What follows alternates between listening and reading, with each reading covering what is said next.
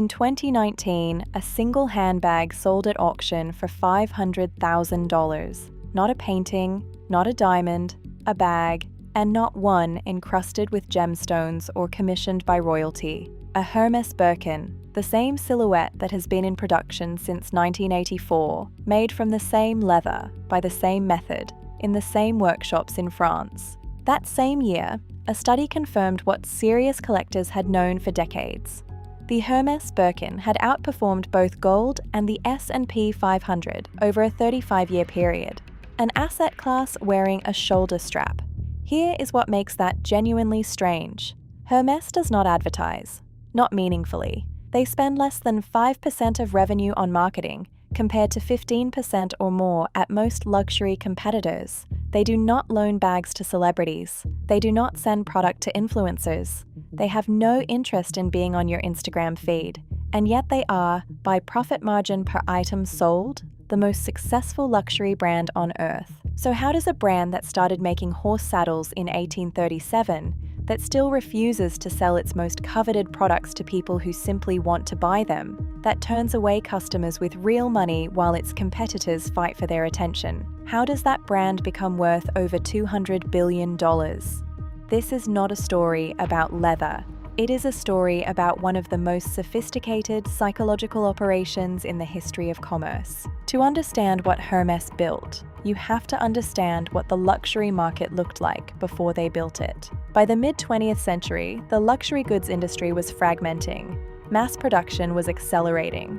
Brands that had once been exclusively the domain of the ultra-wealthy were finding new middle-class audiences, broadening their distribution, chasing volume. Louis Vuitton was expanding. Gucci was licensing its name to hundreds of products. The prevailing logic was simple: more customers, more revenue, more growth. Hermès watched all of this and did the opposite. While every competitor was sprinting towards scale, Hermès was quietly building walls. They refused licensing deals. They refused to expand into markets they could not control. They kept production in France, under their own roof, at a pace their artisans could sustain. When the rest of the industry was asking how many customers they could reach, Hermès was asking a completely different question: how few? That question is the foundation of everything that follows. In 1983, the then chief executive of Hermès, Jean-Louis Dumas, happened to be seated next to the English actress Jane Birkin on a flight from Paris to London. Jane was known for carrying a wicker basket everywhere.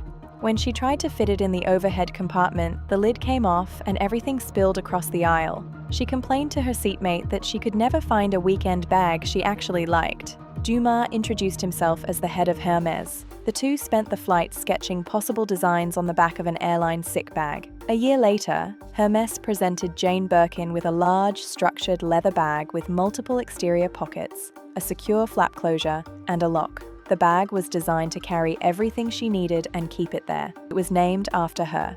That is the charming version of the story. Here is the version that matters for understanding what Hermès actually built. The Birkin was not a revolutionary design. The silhouette had precedence. The leather techniques already existed. What made the Birkin extraordinary was not what it was. It was what Hermès decided to do with it. They decided you could not simply buy one. Here is where most people think the story is about a wait list. It is not. The wait list is what Hermès had before they understood what they were actually building. In the early years, you could put your name on a list. You would wait. Eventually, you would receive a bag. That system ended, not because demand slowed, because Hermès realized a waitlist still gave the customer control. You knew where you stood. You had a place in a queue, and a queue eventually reaches its end. What replaced it was something far more sophisticated. There is no queue now. There is no list. There is a relationship, and you do not decide when the relationship is ready. Your sales associate does. Every visit to a Hermès store is being observed and recorded. Every purchase noted, every conversation filed. The sales associate is building a profile of who you are as a customer. How serious, how knowledgeable, how committed to the house rather than just the bag. When they decide the relationship has reached the appropriate level, which could take months, could take years, depends entirely on the store, the market, and the discretion of that individual associate, they will come to you, not the other way around.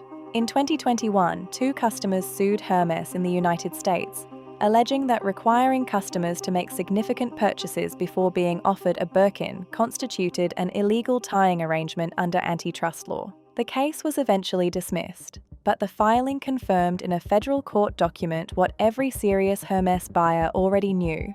The spending requirement is real, it is deliberate, and it is working exactly as designed. Think about what that means. Hermès has constructed a system so effective that their customers sued them to gain access to it. And the brand still won. But the relationship system is only half the architecture. The other half is the supply chain, and this is where Hermès did something that no other luxury brand has fully replicated. They own everything. Hermès owns their tanneries. They own their crocodile farms in Australia.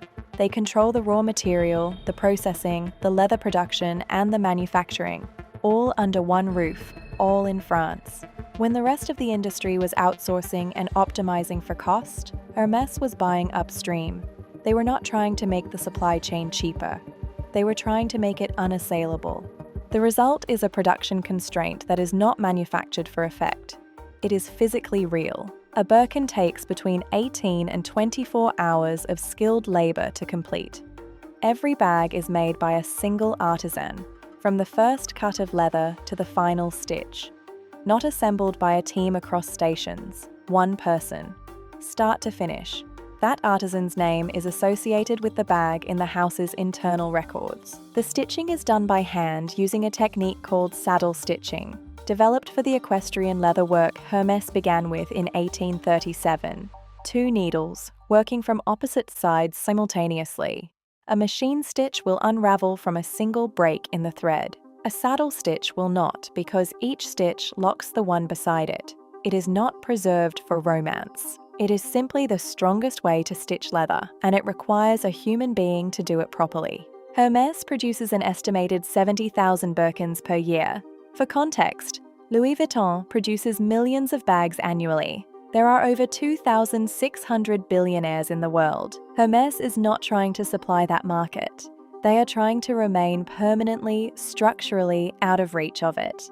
In 2010, something happened that most people in fashion know about, but few outside it fully understand. Bernard Arnault, the chairman of LVMH, the largest luxury conglomerate in the world, whose portfolio includes Louis Vuitton, Dior, Givenchy, Celine, and dozens of other houses, quietly began acquiring Hermès shares through financial derivatives. By the time Hermès discovered what was happening, Arnault controlled 17% of the company. It was one of the most audacious stealth acquisitions in corporate history. LVMH had used equity swaps, financial instruments that at the time did not trigger disclosure requirements, to build a stake large enough to threaten the family's control of the brand they had owned and operated for 6 generations. The Hermès family fought back with a weapon Arnault had not anticipated: unity. The family created a holding structure, H51, locking 50.2% of the company's shares, in a vehicle that could not be sold without unanimous family agreement. They turned their ownership into a fortress. LVMH eventually sold its stake in 2014, paying an €8 million fine to French financial regulators for failing to properly disclose the acquisition. Hermès remained independent. The significance of that moment is difficult to overstate. Bernard Arnault had built an empire by acquiring heritage brands, standardizing their operations, and scaling their revenue. He had done it to Dior, to Givenchy, to Celine. Hermès looked at the most powerful acquirer in luxury history, watched him try to take control, and said no, made it stick. Here is what the strategy actually produced. In 2023, Hermès reported a net profit margin of 42%. For reference, Apple, one of the most profitable technology companies in history, operates at around 25%. LVMH, which owns over 75 luxury brands, operates at around 17%. Hermès, selling leather bags and silk scarves, is nearly twice as profitable as the iPhone. A Birkin in standard Togo leather retails somewhere around $10,000. On the secondary market, that same bag trades at between $18,000 and $25,000.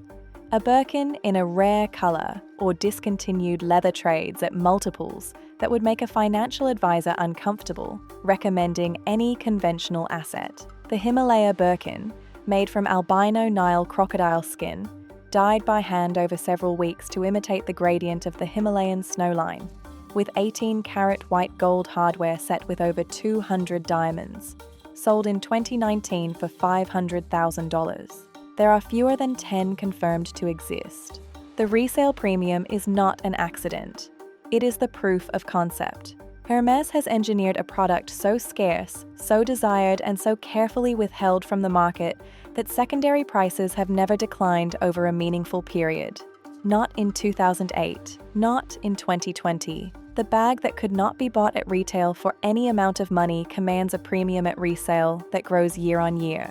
Scarcity, maintained at extraordinary precision over decades, has produced an asset that behaves like none other in fashion. But here is what I find most fascinating about the Hermès story, the part that almost nobody talks about. The scarcity is real. The craftsmanship is real. The supply chain constraints are real. And yet, Hermès has managed to make the desire for their products feel personal, as if each customer's aspiration is unique to them, rather than one of millions of identical aspirations pointed at the same object. The relationship system achieves this, because you are not waiting in a global queue. You are in a relationship with a specific person, in a specific store, who is making a specific judgment about you. It feels individual. It feels like recognition. The day your sales associate calls to say there is a bag available for you, that call feels like a reward for who you are, not a transaction, an acknowledgement. Hermès has built a system where the customer does the marketing. Every person who carries a Birkin is a walking demonstration of what the brand means. Every person who is still waiting for one is a walking demonstration of how hard it is to get.